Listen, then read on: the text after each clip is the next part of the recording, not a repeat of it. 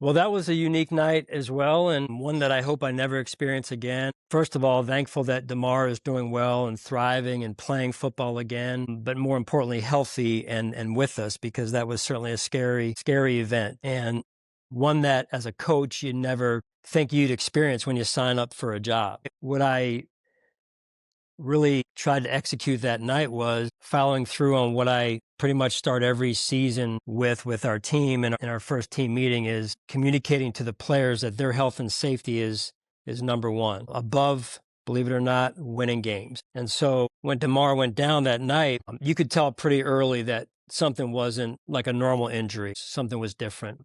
I happened to be able to see what was going on a little bit with DeMar, and then also the way our trainers were reacting once they understood what was going on. And certainly they knew more at that point than I did, but I just knew something wasn't right. And the way that they responded, I can't thank them enough, and they were fantastic. But there's no playbook for it, right? How are you going to handle what's going on the field, unfolding on the field at the time? How are you going to handle return to play? How are you going to handle the days that were going to come the next week? And I would just tell you this, that, because there was no playbook, you take a lot of notes, a lot of preparation over the years leading into the head coaching job. I just said at that point in time, hey, listen, if this is who you say you are, then there is no way that you can coach this game.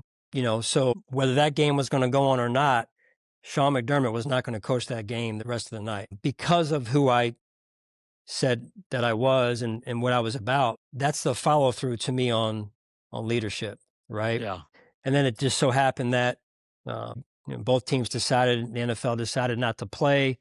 So myself, and then being our general manager, Terry, our owner, Terry Pagula, and one of our training staff members went over to the hospital, spent some time with DeMar's parents, and then we returned to the team plane, met the team at the team plane, and I jumped on the intercom and gave them a quick update on at least on what we knew to that point. And then every day after that, leading into the next week's game, we tried to get an update, and I would communicate that to our team in the team meeting. At one point, we got so far as to be able to FaceTime DeMar from his hospital room, Wow. and you can imagine the emotion in the room that morning.